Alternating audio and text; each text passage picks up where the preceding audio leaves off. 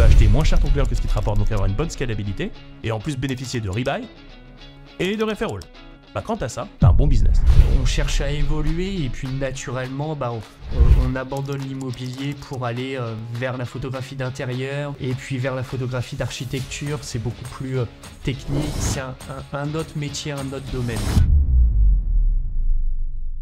La psychologie, c'est très important. Et les gens, ils sont pas faits pour prendre un risque. Est-ce que ça veut dire qu'ils vont échouer? Non. C'est juste que ça prendra 25 à 30 ans, ce qu'on aurait fait en un an. Il faut que mathématiquement ce soit prêt, il faut que psychologiquement tu sois prêt. T'es un peu frileux, on calibre tout et on va focus que sur l'organique. Vous, à ma place, vous feriez quoi?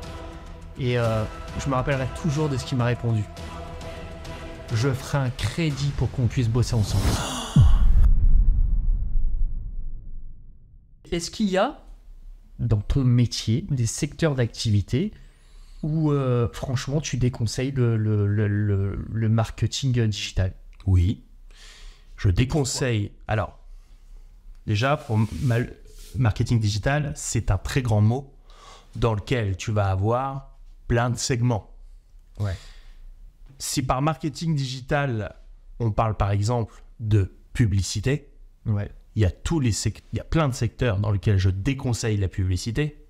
Je déconseille la publicité lorsque tu as un taux de probabilité d'atteindre, donc un taux de probabilité très faible d'atteindre la rentabilité.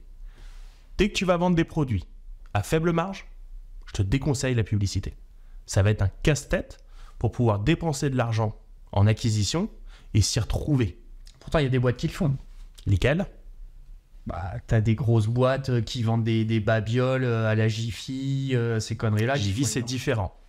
Pourquoi? Parce que Jiffy, c'est vrai qu'à l'échelle moléculaire, à l'échelle du petit produit, peu de marge.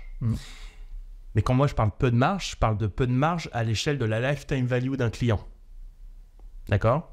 Jiffy, ils te captent, d'accord? Donc imaginons ils font de la publicité, ils te captent, tu achètes une babiole à 2 €.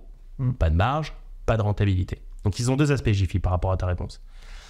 Par contre, tu vas revenir, acheter le petit machin, le petit tuyau pour cet été, à l'échelle de 6 mois, 1 an, où ta durée de vie chez Jiffy, ils t'ont acheté beaucoup plus cher que le premier achat, évidemment, mais sur ta durée de vie, ils vont gagner leur vie parce que tu as racheté. D'accord? Et en plus, Jiffy a ce deuxième paramètre qui le permet. Jiffy, ils ont de la trésorerie. Parce qu'en gros, le principe, il est toujours très simple. Je te répète les 3 scénarios de retour sur investissement. Premier scénario, le plus simple, celui que tout le monde aimerait avoir, celui qu'on vend quand on parle de dropshipping par exemple, c'est très simple. J'achète mon client moins cher que ce qu'il me rapporte à son premier achat. Quel est le phénomène? Je mets 1, je retire 2 de marge. Fantastique, je prends mes 2 € que j'ai gagnés, je les réintroduis, je gagne 4 de marge. Et boum, boum, boum. Et ça te permet d'avoir une scalabilité sans être bloqué par ta trésorerie. Ta trésorerie était faible, peu importe, puisque dès que tu l'investis, tu ressors un jus positif et immédiat. C'est ça qu'il faut retenir. Et immédiat. Le deuxième cas de figure, c'est le même, sauf que tu enlèves la notion d'immédiateté. Tu mets 1 €, tu vas ressortir 2 € dans 8 mois. Exemple, agent immobilier. Tu fais du lead, j'acquiers, mais entre le moment où il y a les visites, que le mandat il est signé, enfin que le contrat il est signé, que tu vas chez le notaire, que le mec obtient son prêt, il se passe, je sais pas, 6 mois. C'est un peu gros. 3 mois. 3-4 mois facile. 3-4 mois. Bah, ça change tout. Pourquoi? Parce que je mets 1, je vais ressortir 2. C'est pas un problème de rentabilité. C'est un problème de retour, de vitesse de retour. J'attends 3 mois ou 6 mois et je récupère mes 2 € et je les réintroduis. Ta scalabilité, ta croissance est limitée par ta capacité à investir. Si tu as 1000, il va falloir attendre 3 mois pour récupérer 1000. Si tu as 10 000, il va falloir attendre 3 mois. Donc, ta trésorerie te bloque. Si tu avais une trésorerie illimitée, tu t'en fous d'attendre. Tu as le temps. Le troisième scénario, il est légèrement différent. C'est ce qui se passe dans le e-commerce très souvent et pour Jiffy. Le troisième scénario, c'est j'achète mon client plus cher que ce qu'il me rapporte à son premier achat et je compte sur le rebuy. Modèle d'abonnement dans la téléphonie, par exemple.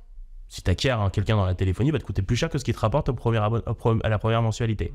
Et tu attends 2 mois, 3 mois, 4 mois, 5 mois.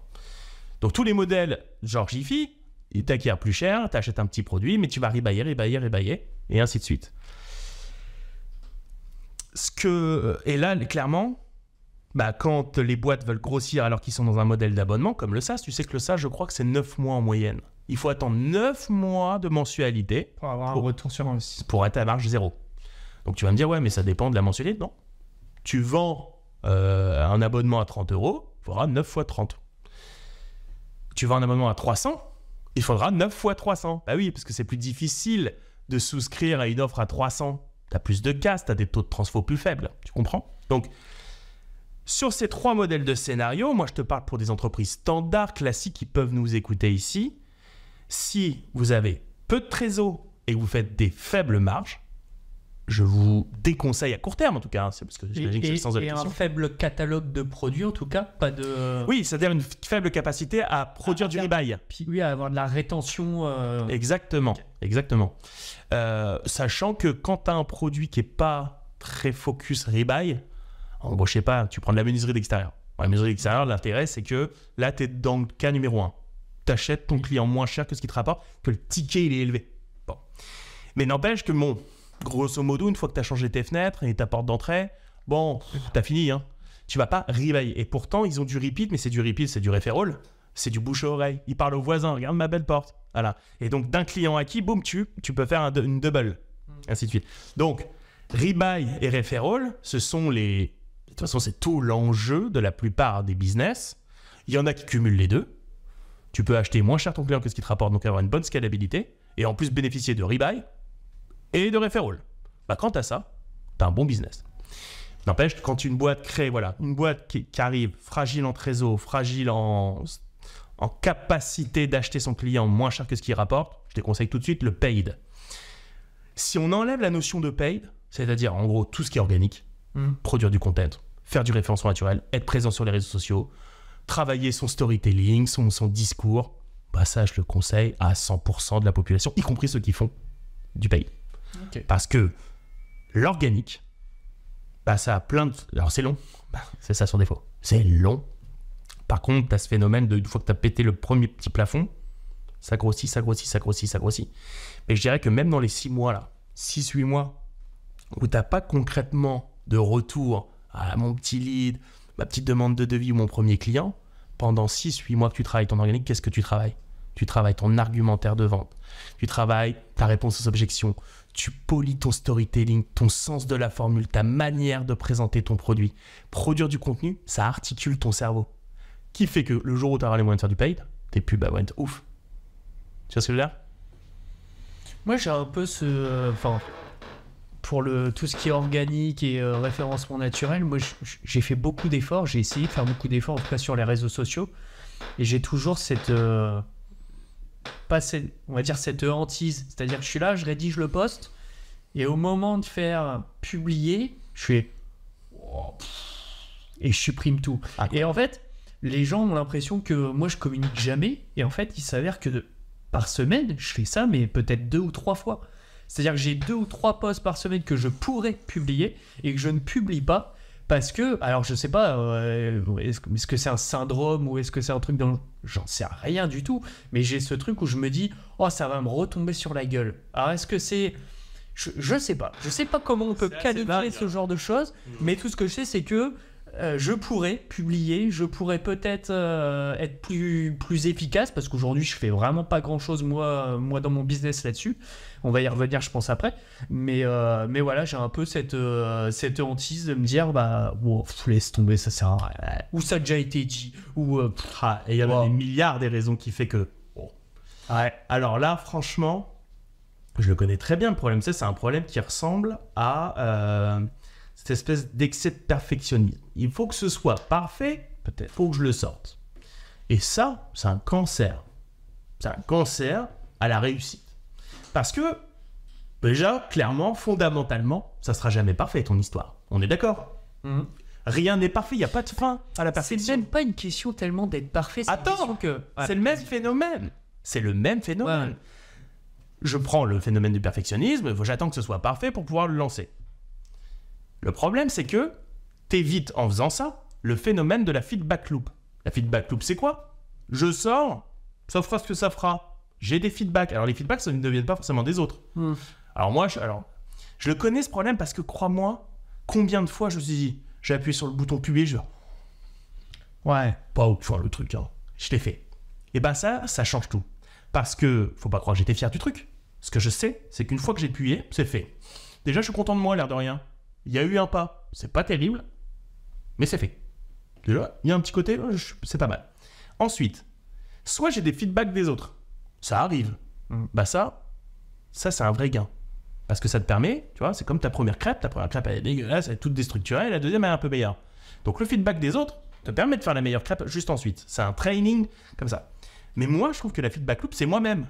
Parce qu'il faut pas croire, une fois que j'ai publié, le lendemain, je la regarde, c'était pas ouf. Hein. Mais justement, tiens, j'ai remarqué ça. Et ainsi de suite, et ainsi de suite, et ainsi de suite, et ainsi de suite. Et donc, tu te mets déjà dans une boucle de feedback, et ça te force. Moi, en tout cas, je me rappelle la première fois que j'ai publié, enfin, pas la première fois, mais il y a un moment donné, je me suis dit, je vais me mettre à publier sur LinkedIn. Ok. Et j'étais bloqué dans mon. Je sais pas, dans le fait que. C'était pas assez bien.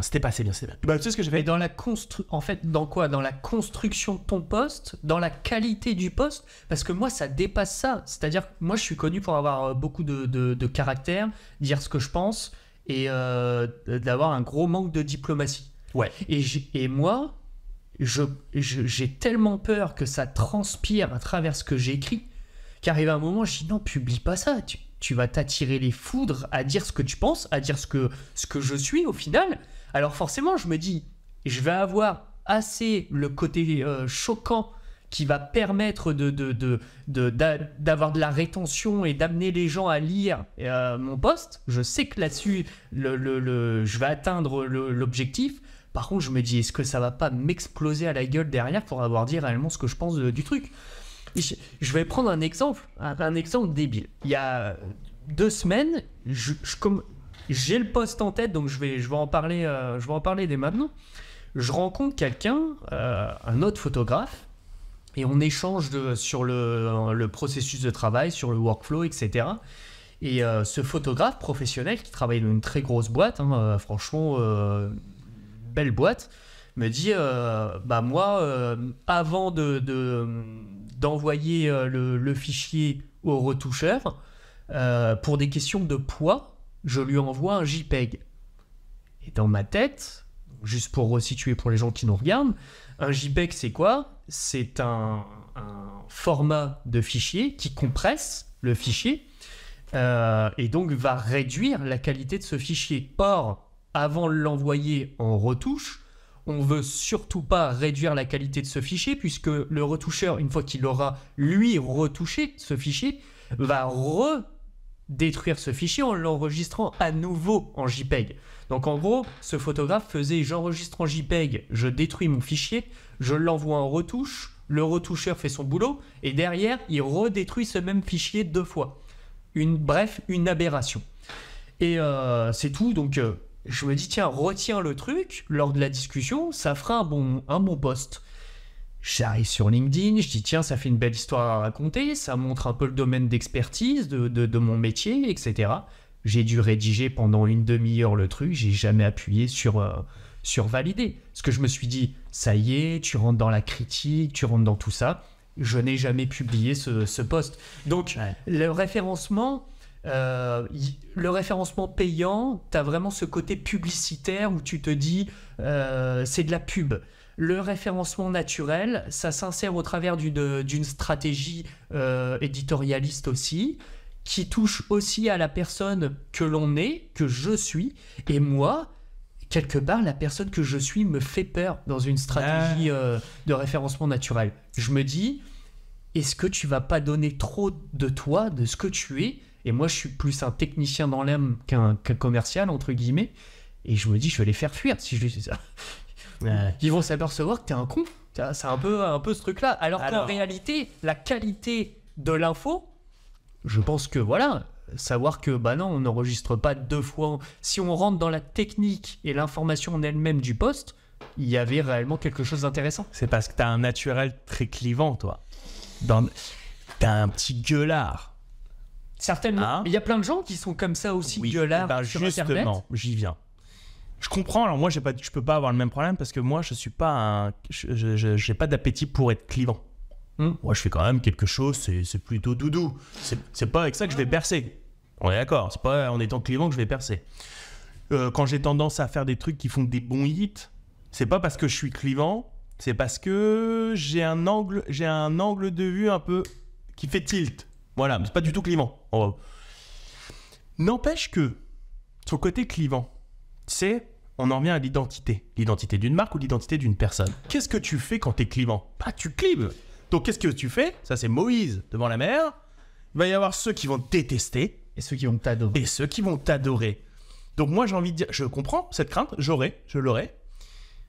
Mais ce qui se passera, c'est que tu vas être détesté, cool pour le reach. Ouais, il y a des gens qui vont commenter. Ouais, non.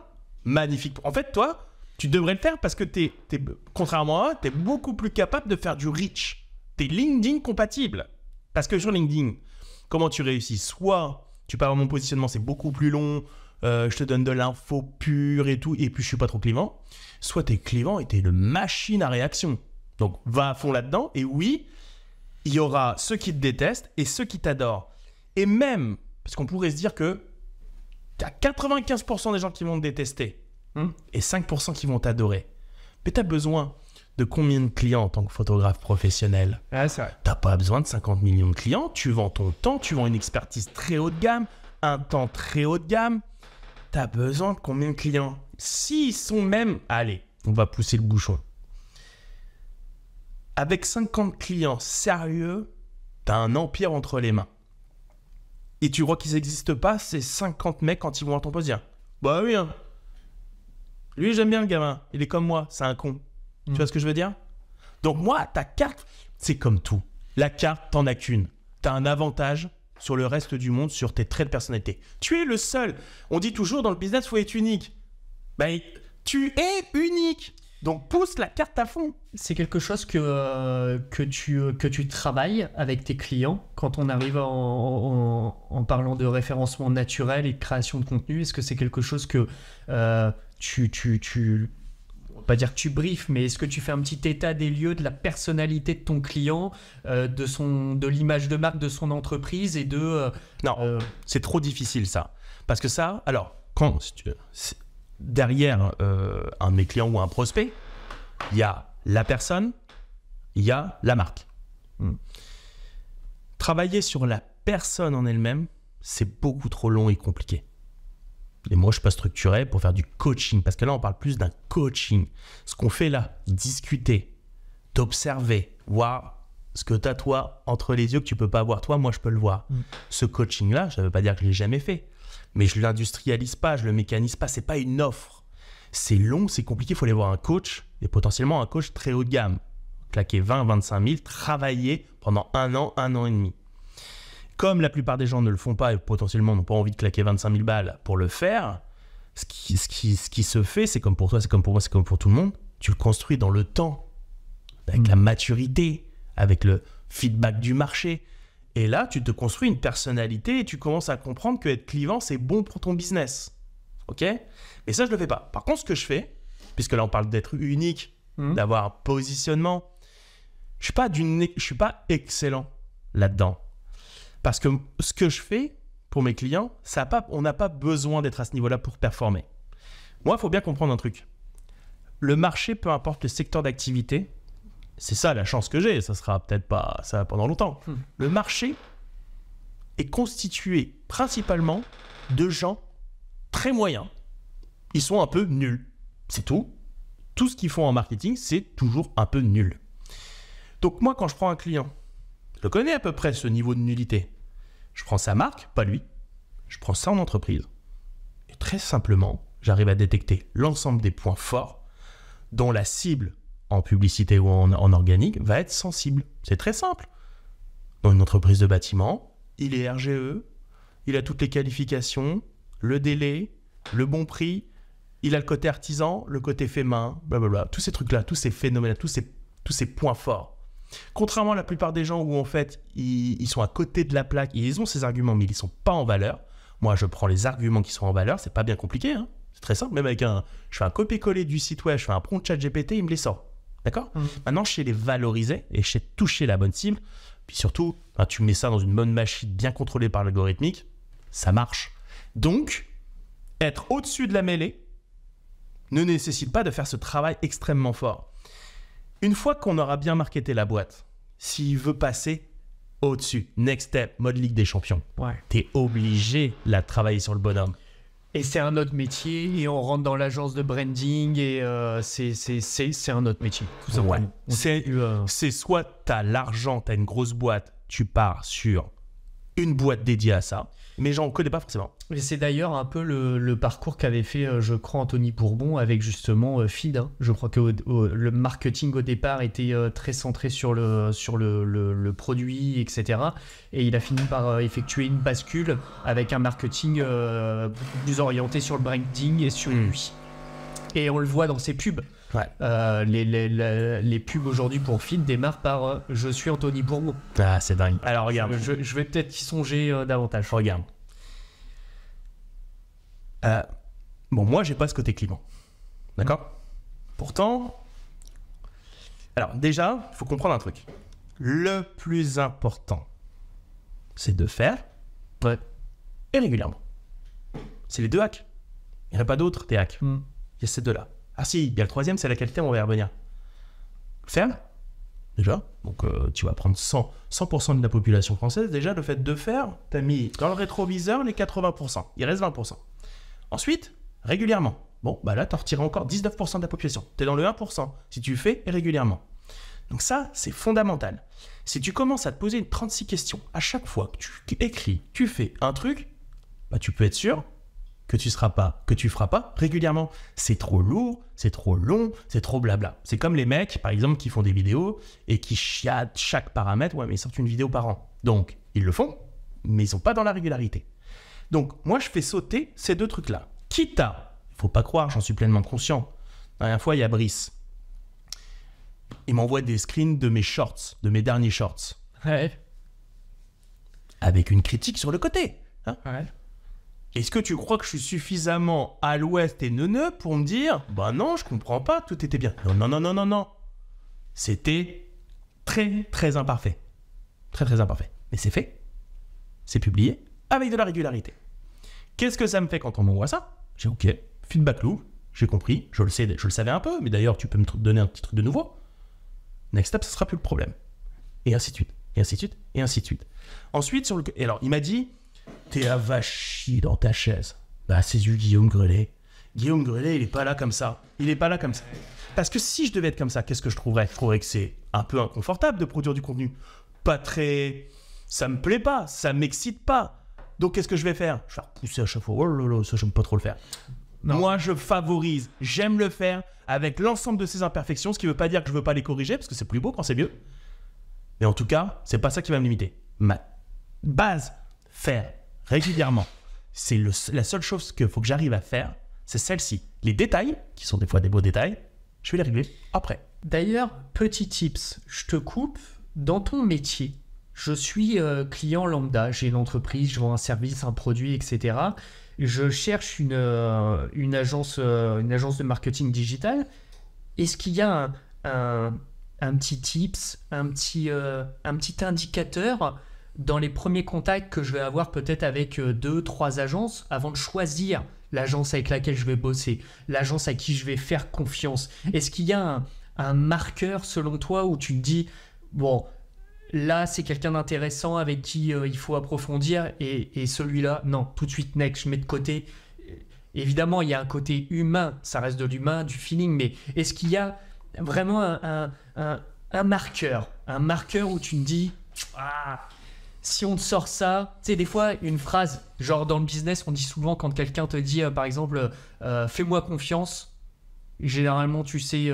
c'est un marqueur où généralement tu sais que quand on sort cette phrase-là, ça sent pas bon pour la suite. Est-ce qu'il y a un truc comme ça un peu dans le marketing digital ?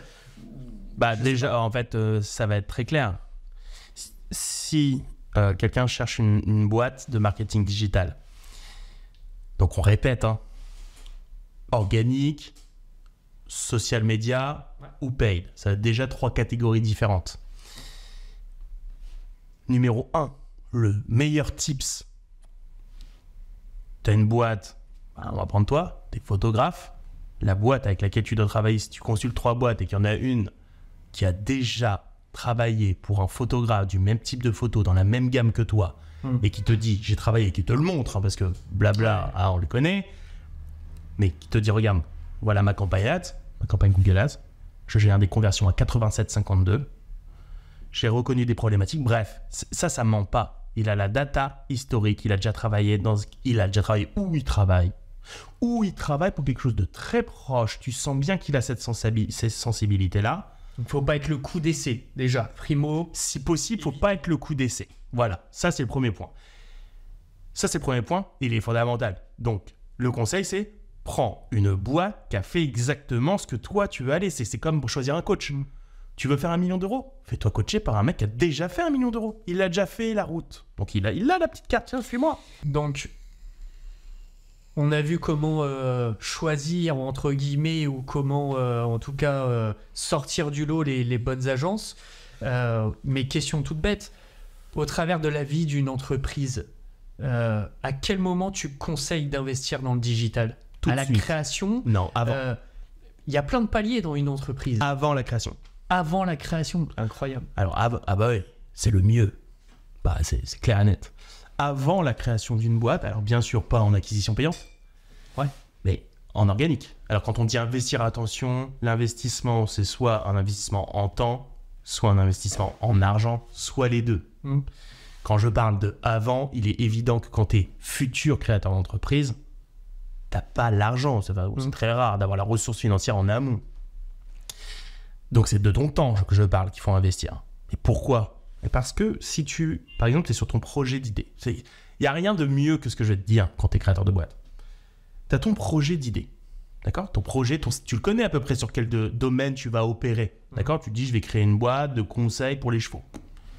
Bon, déjà, toute la réflexion, tu sais très bien ce que c'est créer une boîte. Toute la réflexion, les petits documents, tiens, je vais faire ça. Bah ça déjà, tu fais plus ça dans ton coin sur un document Word, tu fais des articles de blog. Qu'est-ce que tu fais pendant 2 ans? Tu es SEO. Qu'est-ce qui va se passer dans 1 an? Des premières demandes, des feedbacks clients, prospects. Oh, j'aime bien ce que tu fais, ça serait cool que tu sortes un jour un produit pour mes chevaux, pour les, je sais pas, j'y connais rien en chevaux, mais pour les crins. Ah, tu récupères la data de tes clients. Tu médiatises toute ta construction. Toute ta construction, voilà. Donc tu gères du SEO, en plus tu génères des questions, des retours clients, prospects. Donc qu'est-ce qui va se passer le jour où tu vas appuyer sur le bouton « Je crée ma boîte ». Tu as déjà des clients. Tu pushes un mail. « Coucou, c'est ouvert, j'ai le produit. Merci, bisous. » Tu commences, boum. En plus, t'attends pas 1 an et demi, 2 ans pour ton SEO, il est déjà fait. Et encore une fois, ce que personne ne fait. Ce que personne ne fait. Voilà. C'est vraiment le OK. Mais pourtant, donc, pourquoi je te dis ça? Parce que ça veut dire que le marketing, ta visibilité, parce que là on parle de marketing d'un point de vue visibilité, surtout construction de visibilité, le plus vite possible. De la manière dont tu le souhaites, organique, paid ou les deux, mais le plus vite possible. Comme le paid, hein. Le paid, moi, souvent, les gens sont un peu choqués parce qu'on a tendance à dire je fais de l'organique, puis ensuite je déploierai le payant. Dans bien des cas, je dis déploie le payant. Parce que tu as peut-être une chance de pouvoir aller vite. T'as de la trésor comme au casino, t'as 2000, t'as 3000 là, si tu les perds, il n'y a pas mort d'homme, ça fait toujours chier de perdre 3000, mais si tu les perds, il n'y a pas mort d'homme. Moi, je te le dis, en tant qu'expert, on peut le tenter. Je vois des CPC intéressants, je vois un angle d'attaque, j'y crois à l'histoire, d'accord?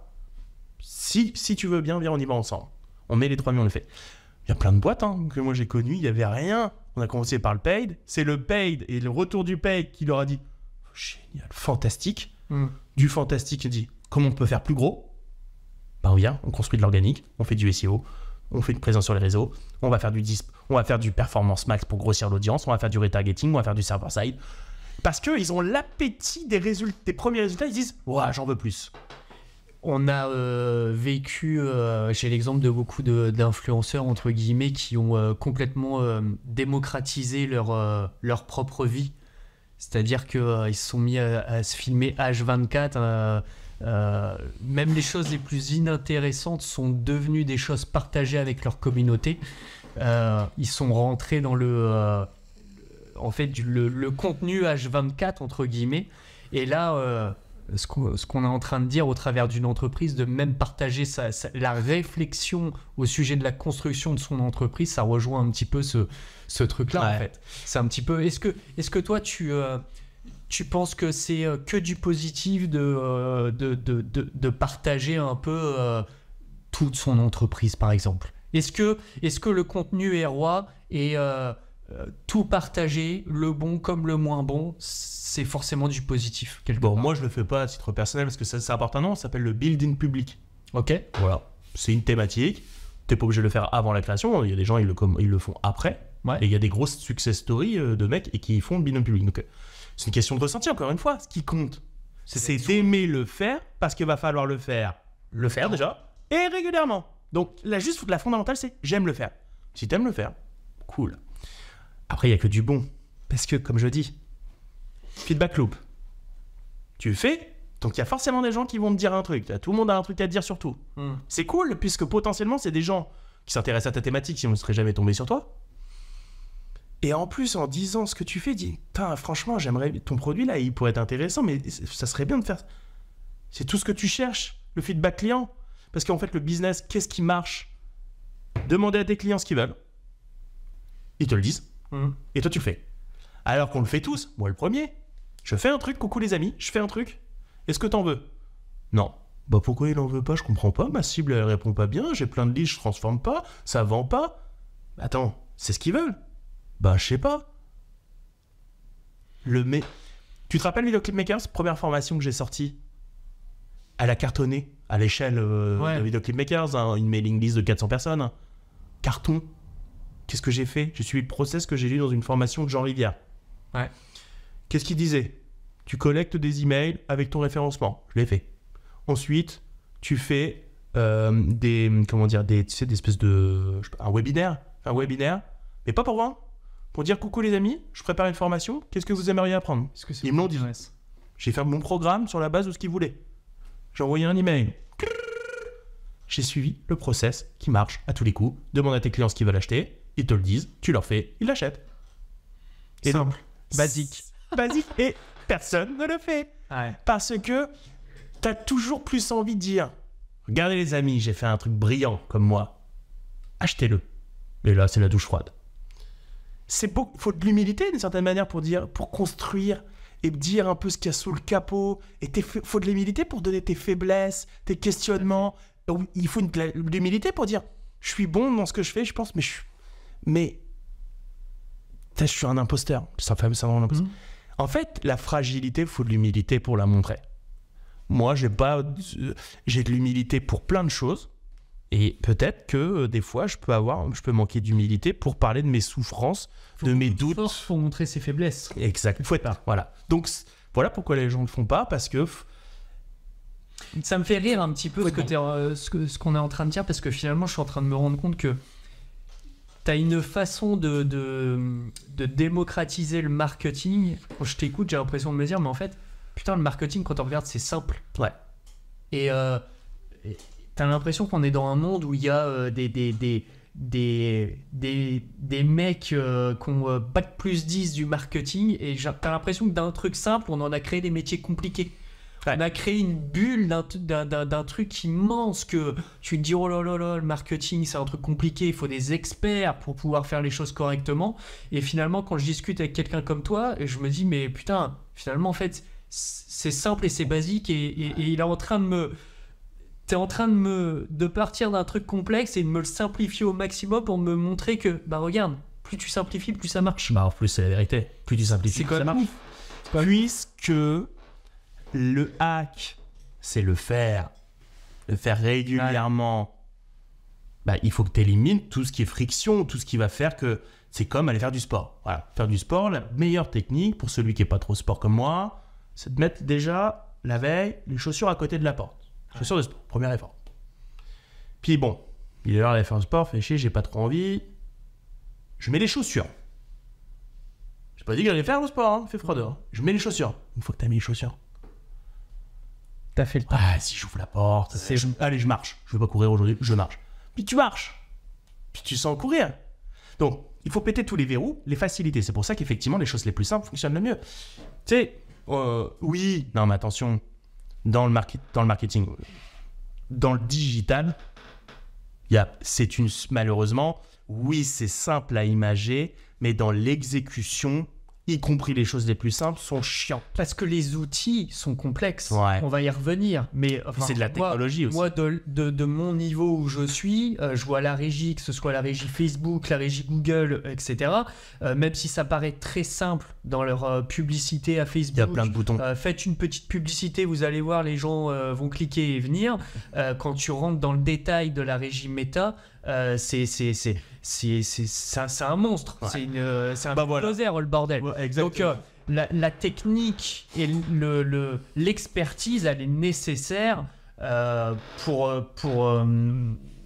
maîtriser les outils en eux-mêmes. Mais le marketing en lui-même, la logique du marketing en elle-même, plus on est simple, plus on va à l'efficace, plus ça marche au final. Écoute, c'est très simple. Tu sais,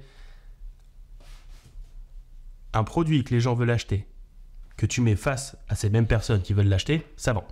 C'est très simple, tu vas dans un désert, t'as que des gens qui meurent de soif, t'arrives avec tes bouteilles d'eau, ça cartonne. C'est marrant. C'est tout, c'est la base. Maintenant, c'est vrai que dans les faits, par exemple, les choses les plus simples, créer un compte publicitaire Facebook, je clique où. Déjà, je clique où. Est-ce qu'il ne faut pas être ingénieur? Je clique où. Surtout sur bêta. Oh, il y en a non. Des fenêtres dans des fenêtres, mais si tu passes par ce bouton-là, tu arrives à la même fenêtre, mais elle est un peu différente. Bon, rien que ça nécessite quelqu'un qui sait faire, qui lui va faire. Oui. Clic. Et qui en plus, je précise pour avoir vécu le truc, qui sera tous les jours dessus, parce que tous les 2 mois, tu as une mise à jour où le bouton il a changé de place. Très gros problème dans nos métiers. Très gros problème dans nos métiers. Et parce que, alors, moi c'est pour ça que je dis, une boîte me consulte. Première vérification, moi je te dis comment je travaille, c'est très simple. Première vérification. Est-ce que j'ai une personne en face de moi de sérieuse? Parce que tu sais qu'il y a plein de boîtes, le mec, c'est un rigolo. C'est un rigolo. Il travaille pas. Donc tu vas me demander à moi de faire des miracles dans ton offre que personne ne veut, et toi, t'es pas capable de bosser. Donc déjà, j'élimine le rigolo, je dis désolé, je peux pas. Ensuite, prenons les entreprises sérieuses. J'analyse ce qu'ils vendent. Quand je dis ce qu'ils vendent, déjà, avant même de regarder ce qu'ils vendent vraiment, je dis ok, quelle est la structure financière? On est sur un produit, combien de marge?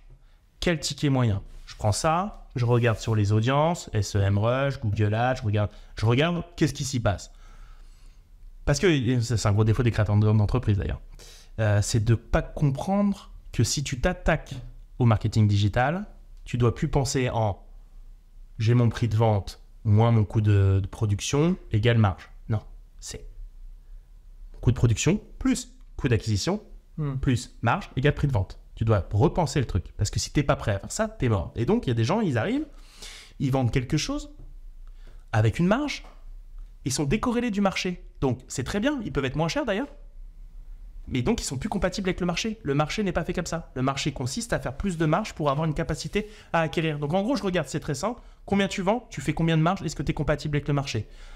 Le marché est trop cher pour toi. Le paye, je te le mets next. On va faire de l'organique. Organique, deux manières de le faire. Une manière premium, c'est-à-dire, c'est toi qui mets ton petit bloc de chauffe, qui travaille sur ton contenu, qui fait du contenu, qui fait du contenu, qui fait contenu. En 14 ans, j'ai jamais vu quelqu'un le faire. Voilà. Donc, il reste quoi? Ok, l'organique, sous-traitable à une agence comme la mienne. Référencement naturel, bien, Creative Set comme je le fais. Creative Set, c'est quoi en fait? Je vais voir mon client, je lui pose toutes les questions, les réponses que j'attends, ce sont tout l'argumentaire, je le mets dans une campagne. Et ça a une durée de vie d'1 an, 1 an et demi.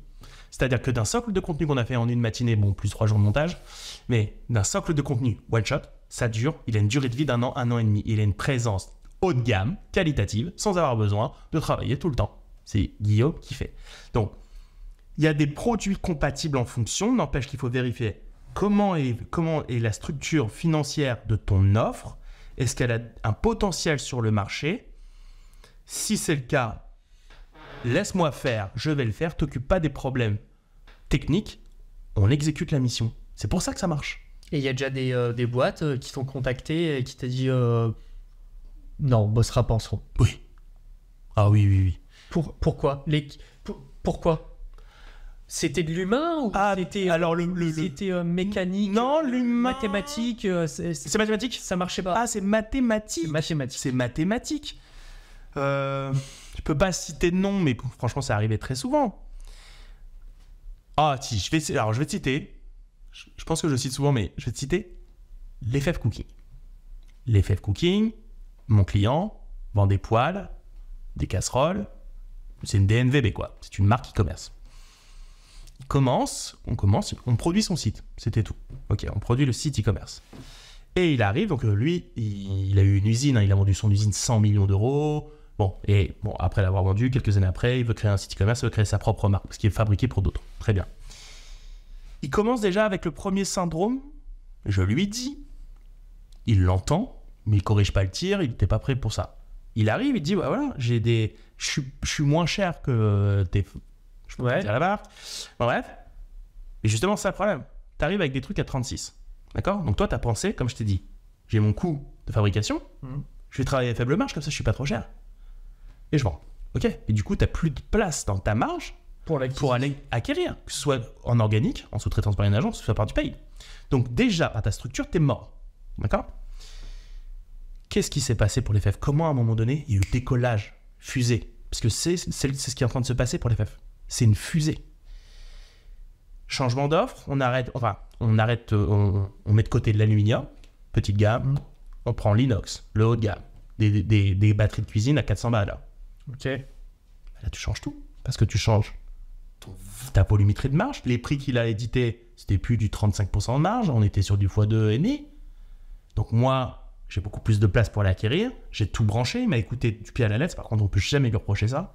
De A à Z, il m'a écouté sur ce qu'il faut faire, les vidéos, le Creative Set, le Performance Max, bref, la totale. On branche, on appuie, j'ai de la room pour aller acquérir. Je pense que l'FF, je peux pousser le bouton à l'échelle internationale et en faire une boîte à plusieurs dizaines de millions d'euros de chiffre d'affaires. Tout est là. Parce que mathématiquement, c'est solutionnable. Le nombre de les boîtes à qui j'ai dit non, c'est que mathématiquement, ça n'est pas solutionnable. Il n'y a pas assez de marge à allouer à l'acquisition pour que quelque chose puisse fonctionner en termes de stratégie. Exact. Il n'y a pas de marge soit à l'initial, soit tu me fais une cumulade, c'est-à-dire tu n'as pas de marge à l'initial. Ok, est-ce qu'on peut le corriger par le repeat? Non, c'est pas un produit repeat et t'es pas structuré pour repeat. Est-ce que c'est un produit où il y a du referral? Non. Donc en gros, tu n'as ni marge, ni repeat, ni referral. La boucle est bouclée, c'est fini. Qu'est-ce que je vais faire si je travaille avec toi? Tu vas être déçu. Parce que je vais te dire, oui. Non, il n'y a pas de oui. C'est mort dans l'œuf.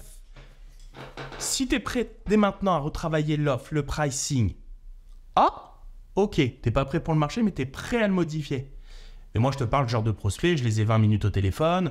Non, mais d'où l'intérêt. Je leur dis très clairement, maintenant. D'où l'intérêt au final de t'appeler avant même de monter ta boîte, quoi.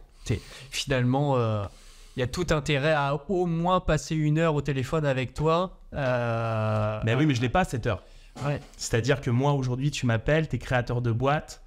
Je peux répondre à une seule de problématique, c'est celle que j'ai dit tout à l'heure, c'est-à-dire, ok, donc déjà, tu m'auras pas moi, tu auras Hugo, mais Hugo connaît très bien ce truc-là. Tu appelles Business Antidote, tu vas aller voir Hugo. Tu es créateur d'entreprise, tu as compris ce que j'ai dit, c'est-à-dire travailler le plus en amont possible. En gros, même si tu as 8 ans, bon, je crois que c'est interdit, mais tu as 5 ans, tu commences à 5 ans. Ok, donc tu m'appelles, on va te mettre un site qui est parfait pour le faire, vite, optimisé au SEO. Il n'y a plus qu'à pusher de l'article de blog, il n'y a plus de trucs techniques. Non, tu bosses sur ton content. Voilà, là, tu m'appelles, je te mets ça en place. Dans 2 ans, là, tu allumes la machine, là, je te prends au téléphone. Ok, tu as ton product market fit, tu as des clients, tu as ton produit, tu as tout. Bien, je te fais décoller. Voilà, si financièrement, c'est structuré, s'il y a de la trésor et tout. Et je peux t'aider en organique très en amont. Et moi, je pourrais t'aider, si tu veux, à un moment donné, scaler. Voilà, là où je suis le bon interlocuteur. Tu vois, là, j'ai le temps accordé, je suis le bon interlocuteur. J'ai signé une société, là, récemment. Voilà, là, j'ai un profil. On a tout. On a les marges, on a la volonté. Parce qu'il y a encore d'autres phénomènes. Tu peux avoir des gens à qui je leur ai pas dit non, et je leur ai fait comprendre que j'y crois pas ouf. Il y a ça aussi, c'est-à-dire que je peux avoir le produit, l'offre, la marge, le marché, tout. Et la personne, en fait, elle est psychologiquement pas faite pour. C'est-à-dire qu'en gros, tu peux avoir tout ça et venir me voir et dire bah, qu'est-ce qu'on peut faire? Et puis tu détectes qu'en fait, elle dit non à la prise de risque. Tu vois, par exemple, parce que en gros, c'est ça, hein, nous, par exemple, le problème dans la publicité, c'est du paiement upfront. Tu dépenses C'est avant purement même... mindset. Ah ouais. Bah, quand t'as tout et que... Enfin, quand il y a tout, ça semble bon. C'est quasiment un échec d'entreprise à venir, finalement. Non, mais ça sera très très long. En fait, regarde, t'as tout ce qu'il faut, globalement. Maintenant, est-ce que je vais te dire, oh bah oui, vas-y, c'est garanti, je t'envoie dans les étoiles. Je dis jamais ça, je dirai jamais ça. Je dis, le taux de probabilité de réussir est beau. C'est ça que je dis. Je dis jamais, oh oui, vas-y. Ouais. Jamais de la vie. Je dis, le taux de probabilité est bon. Il faudrait que tu fasses un test de 3 000 € de dépenses. Allez, disons 5 000 € de dépenses. Est-ce que tu as 5 000 € de trésor? En général, oui. Je te parle d'un dossier. Voilà, il y a la trésor. Il y a la trésor. Il faut faire le test. Donc, il faut prendre le risque. Il y a des boîtes, il y a des gens, ils ne sont pas faits pour prendre un risque. Est-ce que ça veut dire qu'ils vont échouer? Non. C'est juste que ça prendra 25 à 30 ans, ce qu'on aurait fait en 1 an. Parce que ce risque, il faut le prendre. C'est dans... Moi-même, quand j'embauche quelqu'un, le risque, ce risque-là, que tu crois que toutes les planètes sont alignées, que j'ai l'argent dans le trait, j'ai rien. Je le sens, j'y crois. Donc je prends le risque. Et ça décapsule un problème. La notion de risque, donc en gros, c'est il faut que mathématiquement ce soit prêt, il faut que psychologiquement tu sois prêt à prendre cette petite part de risque, parce que en plus, en général, je travaille avec des boîtes, et même si ça a échoué, par exemple l'organique en SEO, ça n'échoue jamais. C'est une question de temps, ça ne peut pas échouer. Donc au pire, t'es un peu frileux, on calibre tout, on tente le paid a échoué, on le saura, on n'a pas tout perdu, on a pris de la data, on a compris nos erreurs, et on va focus que sur l'organique. Voilà. Mais il faut que le mec soit prêt. La psychologie, c'est très important. Alors mon Maxime, j'aurais envie de te poser quand même quelques questions. Ah, je vais passer à la moulinette, ça y est. Là, tu vas passer à la moulinette. Dis-moi tout. Non, mais ça, Alors. je crois, juste pour clôturer, c'est très intéressant quand même, parce que je me rends compte, moi ce qui m'intéresse beaucoup, parce que je l'ai vécu par le passé, on en parlait tout à l'heure, de choisir la bonne agence. Souviens-toi, moi avant d'être photographe, j'ai travaillé des années dans l'immobilier, à mon compte. J'ai travaillé avec une entreprise qui avait un beau discours commercial. Tu sais, il y a des phrases comme ça qui restent dans ta tête toute ta vie. Et je me souviens avoir dit à ce commercial qui était exceptionnel au téléphone, lui dire, mais vous, à ma place, vous feriez quoi?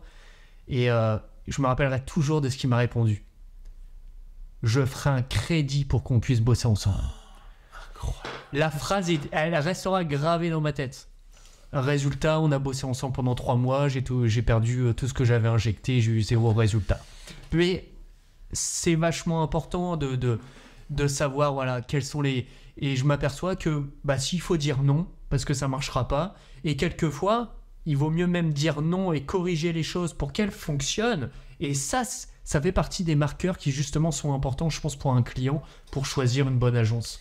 Quelque part, quand on dit non, c'est un gage c'est un gage de résultat pour avoir du positif derrière. Ouais, peut-être. Moi, ce que ça m'évoque, ton histoire, et c'est un vrai danger, ça. Ouais, c'est marqué. On a tendance à croire quelqu'un qui croit lui-même. C'est ça un bon vendeur. Il y croit lui-même, ça transpire de confiance et de conviction, et toi, t'es embarqué parce que tu dis, pour qui il y croit à ce point-là, c'est que c'est vrai. Bon. Le problème de ça, c'est que moins tu connais une thématique. Alors, tiens, on va pas rentrer dans la photo. Au début, tu rentres dans un game, tiens, tu vas me parler de la photo, ta méthode d'apprentissage, que j'aimerais savoir comment, en peu de temps, au fond, t'es passé, on va dire, d'un quelqu'un dont le rêve est d'être photographe à quelqu'un qui est contacté par des grandes marques. Bon. Moi, ce que j'observe dans n'importe quelle thématique, ça doit porter un nom d'ailleurs, tu rentres dans une thématique et tu découvres les quelques premières clés. Une fois que tu as découvert ces premières clés, tu dis, je maîtrise. C'est bon, je maîtrise le truc. Et là, t'en es à, si tu parles à quelqu'un, tu vas être convaincant. Tu vas dire, tac, tac, tac, tu connais tellement peu de choses, t'en es tellement convaincu que t'es un génie, qu'en fait, t'es ultra crédible quand tu parles. Puis, tu vas commencer à gratter davantage dans les détails. Tu te rends compte qu'en fait, c'est pas si facile. Et quand tu vas parler à quelqu'un, quand tu es au niveau genre moyen ou haut, tu vas mettre plein de petits... Oui, mais attention. Ah, mais des détails, parce que tu dis c'est c'est pas pas si... pincettes qui s'installent. Ouais, en fait, il y a de la friction dans ton discours. T'étais nul. Tu connaissais 3 choses. T'avais un discours. C'était une Ferrari. Plus ça va, plus tu te rends compte que en fait, c'est compliqué. Donc ton discours, il est moins punchy, il est moins cool. Il y a plein de doutes, il y a plein de si, il y a des mais et tout. Donc quand tu tombes sur le gars là, quand il te dit faites un crédit, monsieur. Partons ensemble. Il connaît rien, le gars. Ouais. Mais il y croit. Puisqu'il y connaît rien, il y croit. Ouais. Et il t'embarque. Et c'est le problème. Donc je parlais d'une marque tout à l'heure, du nom d'une couleur. Mais il y a la majorité des petites agences un peu commerciales et tout, c'est des mecs, ils y connaissent rien. Et comme ils y connaissent rien, c'est des vendeurs de rêves. C'est typiquement résumé au top. Et effectivement, c'est comme ça que la courbe d'évolution dans tous les domaines, hein, que ce soit dans la photo ou autre, effectivement, on a tous ce truc-là. Ouais. Bon alors, explique-moi toi. Pour le cadre et arrive à un moment de... Ça t'est arrivé ça dans la photo? Ouais. Non, alors prendre pour le cadre, c'est-à-dire croire que ça y est. Ah oui. Il manque pas grand-chose pour être numéro 1 techniquement sur l'histoire. Limite melon. Limite melon. Ouais, parce que la photo, ça reste un domaine. Alors, moi, je suis photographe d'intérieur, d'architecture et d'architecture intérieure, mais vraiment, la photographie d'intérieur, c'est vraiment mon cœur de métier, ma spécialité. Et il faut savoir que la photo, comment je pourrais expliquer ça? C'est un petit peu comme la cuisine. Pour faire une tarte au citron, il y a 100 façons de la réaliser, cette tarte au citron-là. Et il y a peut-être 90 tartes au citron qui seront exceptionnelles en termes de goût. Et elles auront, il y en a une qui aura un petit peu plus de ceci, une qui aura un petit peu plus de cela, tu vois. Chacun a sa petite graine, sa petite dose. Et en gros, la photo, c'est un petit peu ça. C'est-à-dire que il y a plein de façons de réaliser une photographie d'intérieur. Et on le voit à l'échelle du monde. Les Américains, par exemple, ne créent pas une image de la même façon qu'on la crée en Europe. Tu vois, il y a des moods, des tendances qui ne sont pas les mêmes pour arriver finalement à un même résultat, tout simplement. Et quand tu apprends la photographie, il faut... moi, je suis un peu self-made, c'est-à-dire que je n'ai pas fait d'école pour apprendre la photographie. Donc, tu vas à la pêche aux infos. La pêche aux infos, c'est Internet. Et il faut reconnaître, c'est une réalité, que les Américains sont beaucoup moins avares de conseils, de formation que les Européens. Donc dès qu'il faut se former, on a tendance à partir vers les États-Unis. Et les États-Unis ont une façon de faire de la photographie, notamment d'intérieur, avec des techniques qui sont beaucoup plus bling-bling, entre guillemets. Là où en France, on est dans une photographie d'intérieur qui est dans la finesse. C'est vraiment quelque chose de très fin. On est reconnu pour ça d'ailleurs, nous les Français, quel que soit le domaine, on est dans la finesse, même dans la bouffe, entre guillemets. Et aux États-Unis, bon, ils sont beaucoup plus dans le bling-bling. Mais on commence toujours par apprendre avec certaines bases. Et donc, quand on commence à apprendre ces techniques qui viennent des États-Unis, etc., on se prend pour le cador, parce qu'on se dit « waouh ». Moi j'ai appris des techniques qui viennent d'ailleurs, le résultat il est bling bling, c'est-à-dire que là entre une photographie d'un mec qui prend son téléphone portable et puis moi qui utilise des techniques que j'ai apprises, c'est flagrant entre les deux. Et puis plus tu évolues à travers les années en tant que photographe, plus tu te rends compte que limite tu voudrais qu'il y ait de moins en moins de différence avec le mec qui prend son téléphone portable. Il y en a nécessairement, mais on en revient à la discussion qu'on avait tout à l'heure. On cherche à obtenir un rendu organique, pas naturel, organique. Et qui semble naturel. Voilà, et on s'éloigne largement du côté bling-bling que peuvent avoir, alors pas tous, hein, évidemment, je mets pas tout le monde dans le même panier, mais beaucoup de photographes américains ont ce côté bling-bling et on cherche à tout prix à s'en éloigner, mais pour ça, il faut évoluer à travers les années. Donc moi aussi, je suis passé par ce côté un peu melon de dire c'est bon, Je sais tout. j'ai été faire 2-3 formations côté États-Unis, je suis un tel, machin, etc. Je me suis perfectionné et je sais tout. Donc on a tous un peu ce côté bling bling. Et plus on évolue, plus on devient tout simplement humble. Ouais. On doute, parce qu'arrive un moment, on se rend bien compte que on n'a peut-être pas la science exacte, et puis derrière le doute, on creuse, et arrive un jour où on devient humble. On sait ce qu'on sait, mais on sait surtout ce qu'on ne sait pas. Ouais. Et on avance comme ça à travers l'expérience, mais c'est une courbe d'apprentissage, j'ai envie de dire classique, mais la photo est très... nous enseigne beaucoup là-dessus. Et c'est un petit peu comme ça dans le monde de l'art. Mais quelqu'un de novice dans une galerie, la première chose qu'on va te dire quand on regarde une peinture, c'est oui, bon bah, moi je prends un pot de peinture, je l'éclate le long d'une toile, je sais faire la même chose. Ouais. On a tous vécu ce syndrome-là. C'est le phénomène. Ouais. Bon, et puis tu te rends compte que quand tu te mets à la peinture, et puis après 10 ans d'expérience en tant que peintre, tu rentres dans cette même galerie avec cette même œuvre accrochée au tableau et tu diras waouh, J'ai compris. voilà, Ouais. ce mec il a bossé. Alors, effectivement, tu t'es spécialisé dans la photographie d'architecture et notamment la photographie d'architecture d'intérieur. Numéro 1, ma question, c'est pourquoi? Et 2, qui sont tes clients et pourquoi ils t'appellent pour faire de la photographie? C'est-à-dire, dans quel cadre ils utilisent les photographies que tu vas produire? Voilà, pourquoi ils investissent dans de la photo? Alors moi, pour revenir à la genèse, entre guillemets, j'ai été agent immobilier pendant 7 ans.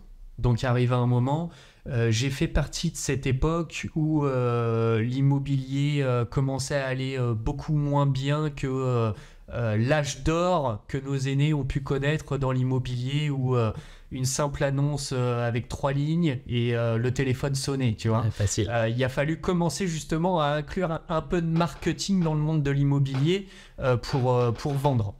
Donc arrive à un moment la question des photos, de rendre attirant un bien, forcément ça a commencé à se poser. Alors pas quand j'étais négociateur parce que c'est pas quelque chose que mon patron voulait mettre en place à cette époque-là, mais dès que j'ai été agent immobilier à mon propre compte, je me suis tout de suite intéressé à comment mettre en valeur les biens que j'ai à la vente et j'ai acheté mon premier appareil photo comme ça. J'ai fait beaucoup de vidéos avant parce que j'ai eu des blogs, bon, toi-même tu sais, mais j'ai fait beaucoup de vidéos, mais j'ai jamais tourné la bolette sur le mode photo, alors que j'ai peut-être eu 2 réflexes numériques avant de me mettre à la photo pour lesquels j'ai jamais touché le mode photo. C'est ça qui est assez incroyable. Jusqu'à acheter un petit Canon 250D, mon premier réflexe. Et puis j'ai commencé la photographie immobilière, comme tout le monde, en allant sur YouTube, à regarder des tutos, etc. Et à faire de la photographie HDR.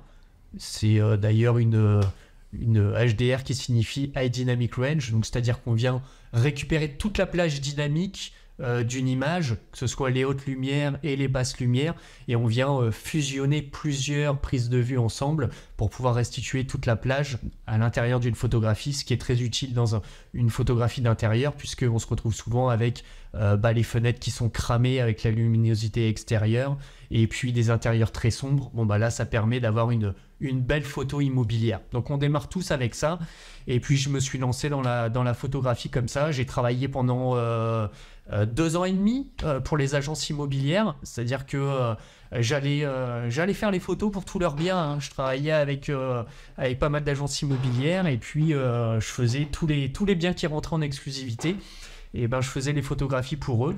Et puis ensuite j'ai commencé on avance dans la cour d'apprentissage.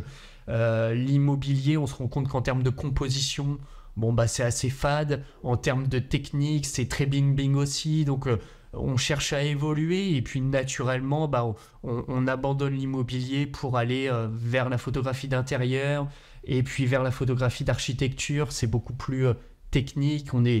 Voilà, c'est un autre métier, un autre domaine. Je dis pas qu'il y en a un mieux que l'autre. Je dis juste que je pense qu'en tant que photographe, quand on évolue, on a tendance à naturellement quitter l'immobilier, arrive à un moment pour se diriger vers la photographie d'intérieur et d'architecture. Parce que moi, j'ai une sensation, aujourd'hui, j'ai la sensation qu'en fait, la photo immobilière, c'est un peu la photo d'architecture d'intérieur du pauvre.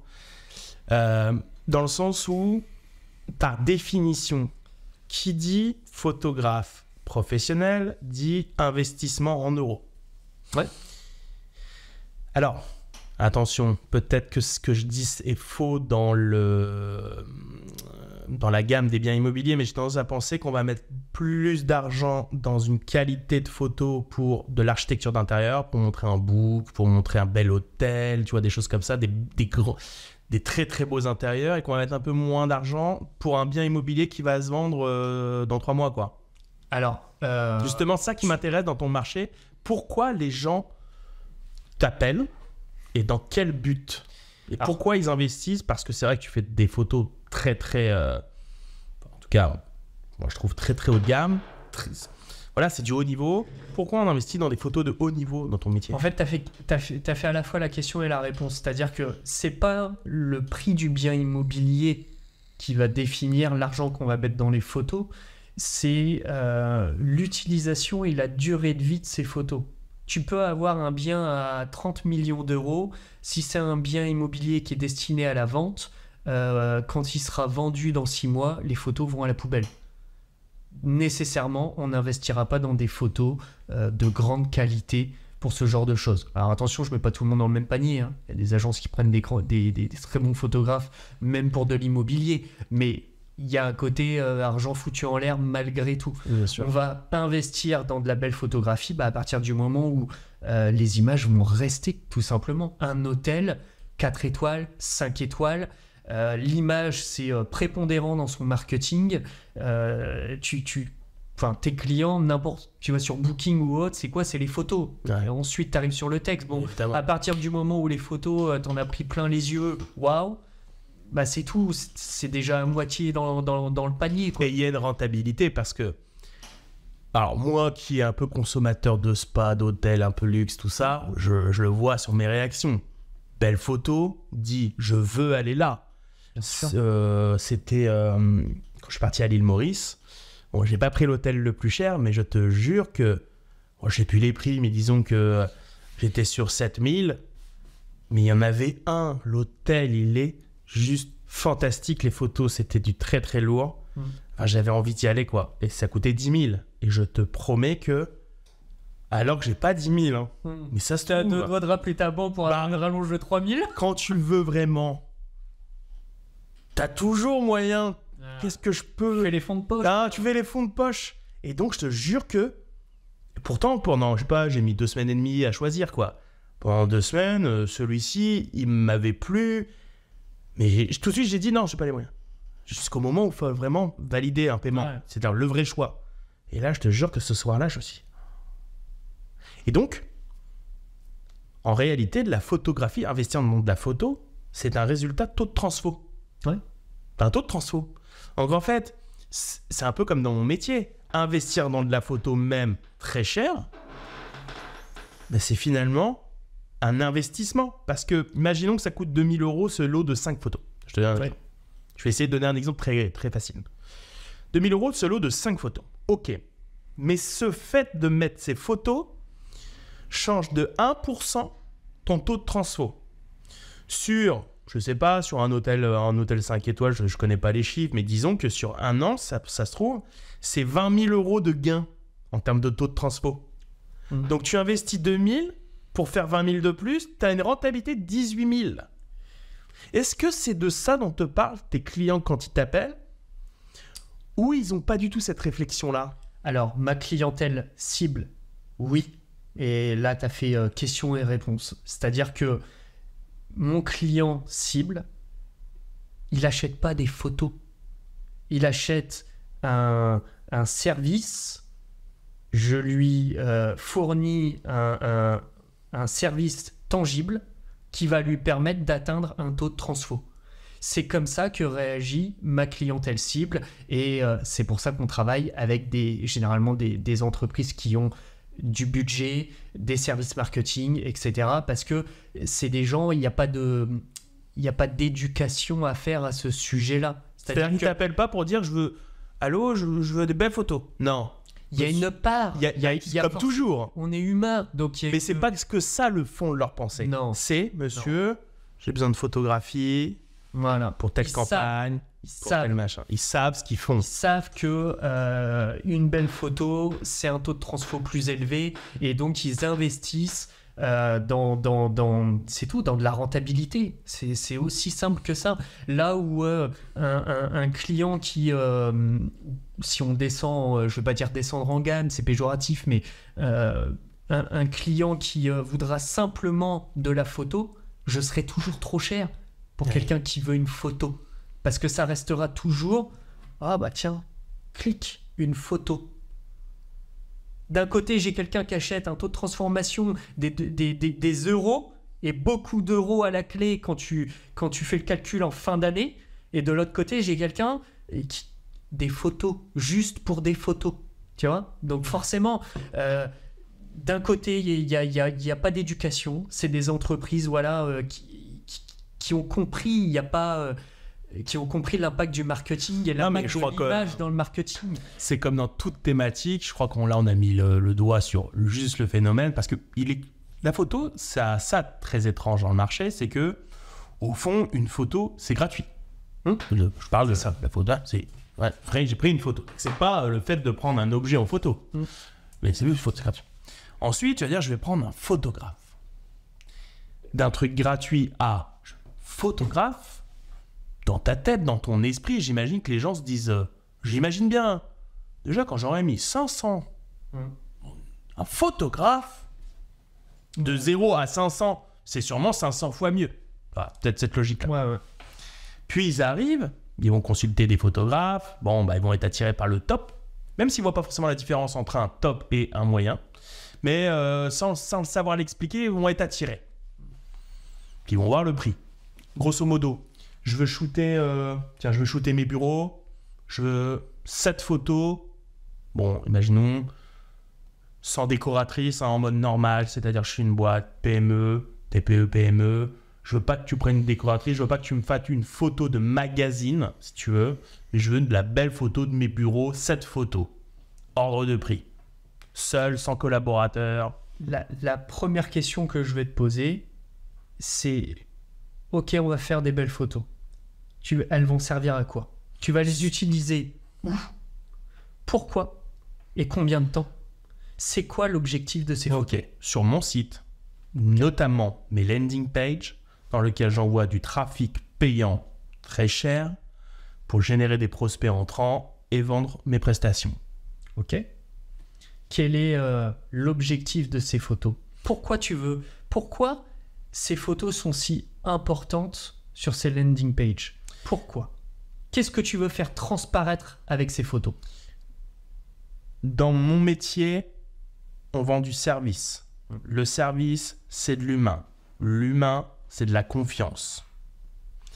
Quand tu arrives sur une landing page, tu cherches une agence et qu'on te montre l'intérieur de l'agence, c'est joli, il y a des gens qui y travaillent, tu te projettes davantage. Ça fait pas boîte en carton qui disparaît, tu vois. Ça pose les choses. Puis c'est beau, c'est stylé, la petite sape et tout, voilà. Donc la photographie, de toute façon, la photographie dans n'importe quelle thématique, c'est juste, viens, je t'embarque dans mon monde, si tu veux, voilà. Donc je considère qu'avoir des belles photos sur mes landing pages de l'agence, avec des vrais humains dedans, ça va booster le phénomène confiance, donc monter mes taux de transfo. Voire même, si ça ne les monte pas, ça va séduire les gens sérieux. Parce que dans une page dans une landing page, derrière une requête, il y a des gens pas sérieux, il y a des gens sérieux, des boîtes sérieuses qui, elles, ce qu'elles veulent, c'est pas se planter sur la boîte. Et avant de te contacter, si déjà t'arrives, c'est frais, c'est beau, ça une boîte sérieuse aussi, ils peuvent te contacter. Que t'aurais peut-être loupé si t'avais pas les belles photos. Est-ce qu'au passage, du coup, ces photos ne vont pas devenir un outil de crédibilité qui vont attirer les bons prospects et refouler les mauvais ? En tout cas, c'est mon hypothèse. Dans mon exemple, ça va être si je suis amené à te consulter, mon hypothèse, c'est je pense que des belles photos vont capter des prospects que je loupe peut-être. Les bons. Tu viens donc de faire la réponse. C'est aussi simple que ça. Ok. Ma question, c'est quand même le prix. J'ai toujours pas le prix. Le prix, on y arrive dans un second temps. Que tu aies 1 000 € ou 10 000, tu vas avoir tes photos. On est d'accord là-dessus. Maintenant, la vraie question qui va se poser sur la thématique du prix, tes photos, tu vas les utiliser pendant combien de temps? Je ne sais pas du tout. Je pense ça peut tenir 3 mois, ça peut être 3 ans. J'en sais rien. Est-ce qu'il est viable pour toi d'injecter énormément d'argent pour une campagne qui va durer 3 mois?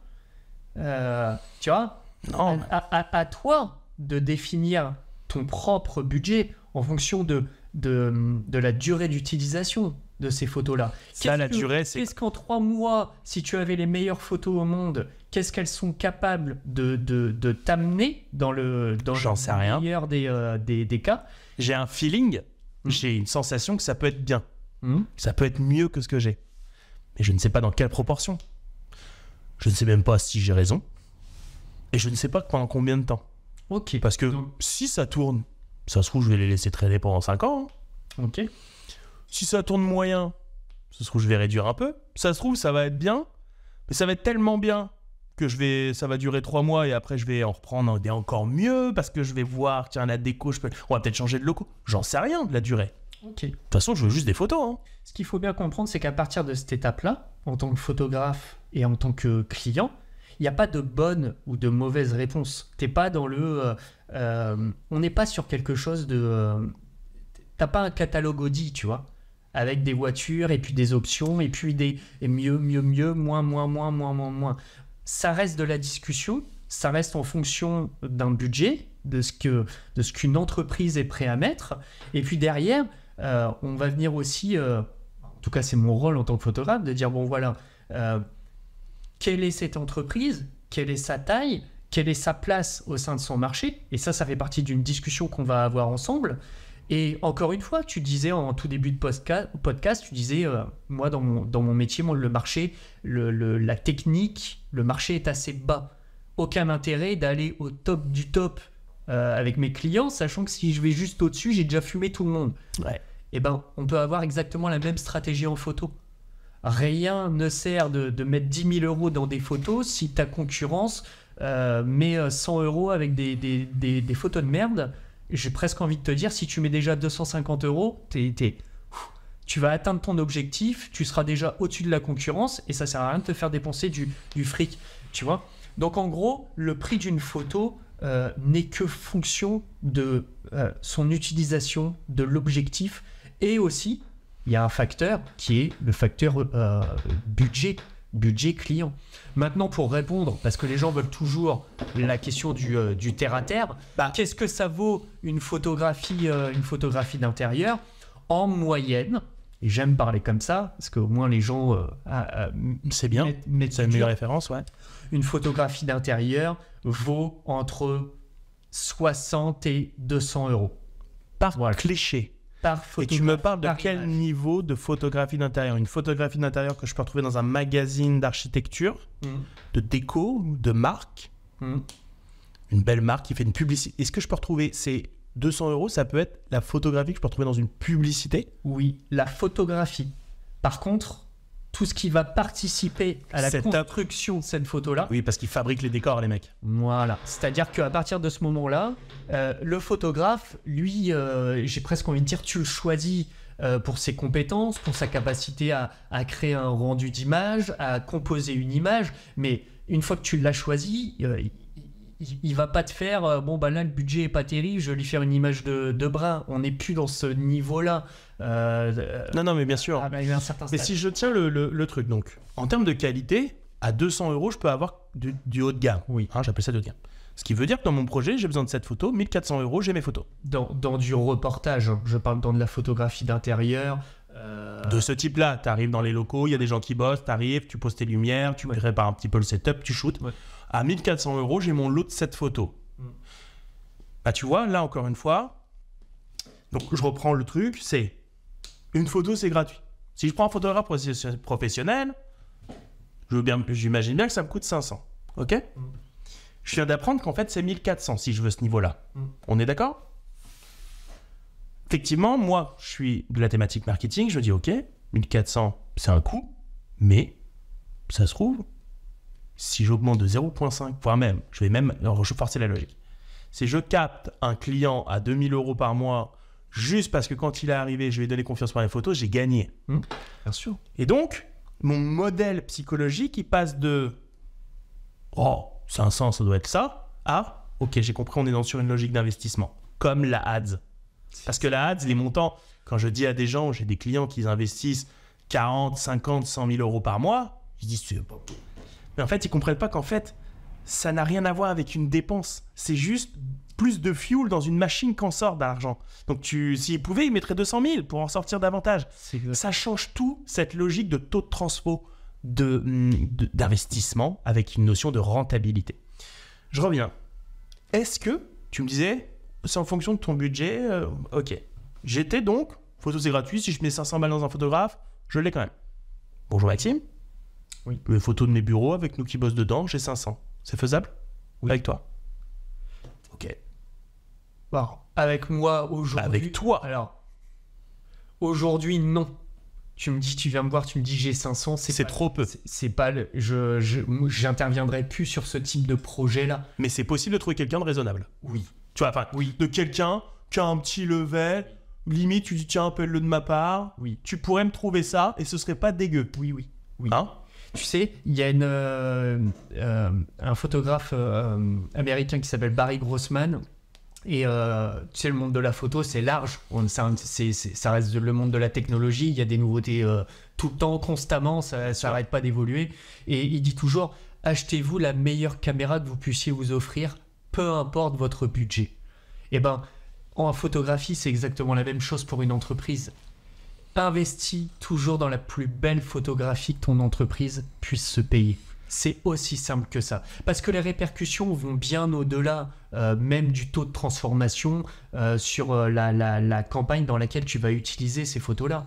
Ces photos, elles vont même participer à construire et à stabiliser ton image de marque, le rayonnement de ton entreprise. Donc en fait, il y a quelque chose de directement tangible. Grâce à ces photos, quel va être le taux de transformation, le pourcentage supplémentaire qui va me permettre de générer davantage d'argent. Ce qu'on ne sait pas en amont. Ce que tu ne sais pas en amont. Mais il y a quelque chose qui est, lui, non palpable. C'est aussi l'image de marque qui va se créer au travers d'un rendu professionnel. Et c'est non palpable. C'est difficile dans toutes les stratégies de brand. C'est difficile de calculer. Et pourtant, c'est ce qui sort l'output long terme le plus puissant. Voilà. Et on a du mal à le calculer. Et pourtant, c'est là. Tu sais, on est tous pareils. Tu peux prendre quelqu'un de lambda qui n'y connaît strictement rien en photographie, rien en vidéo. Tu lui montres 3-4 images d'un film et tu lui montres 3-4 images de toi, tiens, qui prend ta caméra là et tu fais 3-4 rushs. Et tu lui montres tout ça sur une télé, les mêmes choses filmées. Il saura tout de suite te dire, là c'est un film et là c'est quelqu'un qui a pris une caméra dans sa main. Ouais. Pourquoi ? Parce que derrière, il y a tout un travail de rendu. Bon, si on parle d'images pour le cinéma, il y a l'étalonnage, le color grading, etc. Mais il y a tout un travail. Je parle même pas de la prise de vue, hein, juste le rendu pour les mêmes images. Il y a tout un travail qui est effectué, qui fait que d'un côté, tu vas te dire, ça se voit que c'est un film, c'est sérieux, c'est un rendu professionnel. Et de l'autre côté, bon, bah, c'est un rendu, c'est bien pour les vacances que j'ai passé cet été en famille. Voilà. Bien sûr. Donc, tu vois, est-ce que ça, c'est palpable ? Oui. Est-ce que c'est des euros tout de suite maintenant ? Non. Non. Enfin, peut-être que oui, mais on ne sait pas. Toujours est-il que ta crédibilité, elle en prend un coup dans la tronche tout de suite si tu commences à sortir ta petite caméra de vacances pour créer ta future publicité. Bien sûr. C'est aussi simple que ça. Alors, tu m'as dit non, Guillaume, 500, moi je fais pas. Okay. Non, attends. Vas-y. 500, je fais pas. Tu m'as dit, des belles photos, t'en veux 7, 1004, c'est jouable. À partir de combien pour ma configuration ? Ok, donc je te pose la question parce que la beauté d'un site web, ça fait 14 ans qu'on en fait. Ouais. La beauté d'un site web, c'est 60 à 70% son contenu. Évidemment, le contenu sur un site web, c'est de la photo. Hein. Ouais. Alors ça peut être de l'illustration, Oui. Ok, et sur Illustrator, ça peut être ça. Mais dans bien des cas, c'est de la photographie. Oui. Et ou petite vidéo, background, ok. Mais précisons, photographie. Moi, j'ai des clients. Alors, moi, j'aime bien ce type de photos dans les bureaux avec des gens qui travaillent. Je trouve qu'on se plonge beaucoup, ça donne beaucoup d'identité. Voilà, j'ai des clients, donc c'est souvent des clients dans le conseil, dans le service. Tu sais, tout ce qui est avocat, boîte de conseil, prestations de services aux entreprises, des choses comme ça. Donc, tous ces lots de boîtes sont faites pour avoir des top photos. Enfin, c'est simple, tu fais un bel écrin, fond blanc, beau petit logo simple, petit menu, beau contenu avec les bonnes punchlines, c'est-à-dire les bons argumentaires, très forts, pas besoin de 50 millions de texte, de la belle image, et le site, il est waouh. Ok ? Question, à partir de combien je peux faire intervenir Maxime pour mettre en surbrillance mes petits locaux, on est 5-6, on est en train de bosser, à partir de combien je peux espérer avoir un Maxime ? Un chiffre, tu veux? Oui, je veux un chiffre en euros pour cette photo. Cette photo paraît bon pour illustrer la plupart des sites web. Accueil, qui sommes-nous, nos services, contact, il y en a assez. 1004 1000 Je réfléchis. C'est une question qui est... Encore une fois, c'est une question qui est relativement complexe parce qu'elle va dépendre de plein de choses. Elle va dépendre de ce que l'on va prendre en photo, du niveau de retouche. Ça, tu sais, moi je suis dans un métier et moi mon père il a une entreprise de peinture et c'est comme dans le bâtiment. C'est-à-dire que ton client pense que tu as un tableur avec des chiffres et que tu fais des additions, des multiplications et tu arrives à un prix. Mais ça marche pas comme ça. Ah, tu veux dire genre, il y a 5 mètres carrés de plafond, à 30 € le mètre carré, 5 voilà. 30. Mais ça ne fonctionne pas comme ça. Parce que moi, mon père, c'est ce qu'il m'a toujours dit. Il me dit, quand on va détapisser, qu'est-ce qu'il va y avoir comme support derrière? Ça va être quoi la galère qu'on va avoir? Est-ce que tout va se décoller et puis ça va être une catastrophe? Ou est-ce qu'on va détapisser et puis finalement, bon, bah, le support, il est propre, on va pouvoir peindre derrière. Okay, il y a de la variable. Il y a de l'impondérable, il y a de la variable, il y a du détail. Et ben, en photographie, c'est exactement la même chose. Et surtout en photographie d'intérieur. Tu as des photos qui te prennent 15 minutes et tu en as d'autres sur lesquelles tu vas passer 1 heure, 1h10 pour shooter. Qu'est-ce qui fait ça? Donc, quoi, les conditions de lumière du lieu? Les conditions de lumière, la taille de l'espace à photographier, tout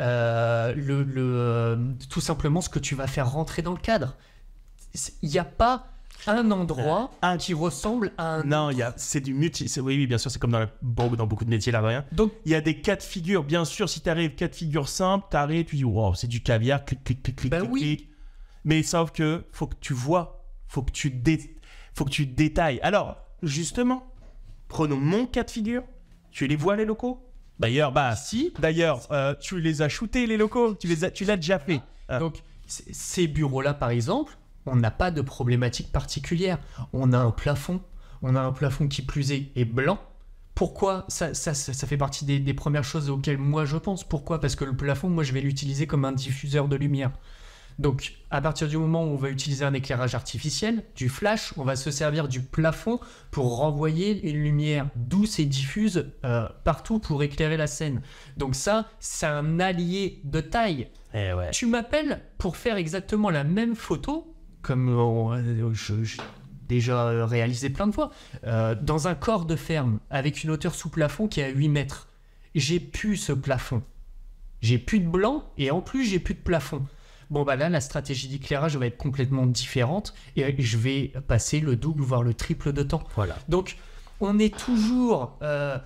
quand tu demandes un prix à un photographe, je vais pas te mentir, on est toujours un peu dans le stress, de se dire, oh là là là là. Donc, bah, chacun a un peu sa petite stratégie. On va pas se mentir, on est dans un domaine où, comme dans le bâtiment, pourquoi aujourd'hui, quand tu demandes un devis à 3 entreprises, tu arrives avec des deltas de prix qui parfois sont impressionnants. Tu te dis, bah attends, j'ai 1000 d'un côté, j'ai 10 000 de l'autre, comment on peut avoir un delta aussi grand? Bah tout simplement parce que chacun a sa méthode de calcul, chacun anticipe des problématiques, et il y en a d'autres qui vont pas les anticiper tout simplement, et tout ça, bah, ça crée une variation tout simplement. Bien sûr. Et c'est ce qui fait aussi arrive un moment que tu as certains photographes qui coûtent 3 fois plus cher que d'autres. Parce qu'il ne faut pas se leurrer.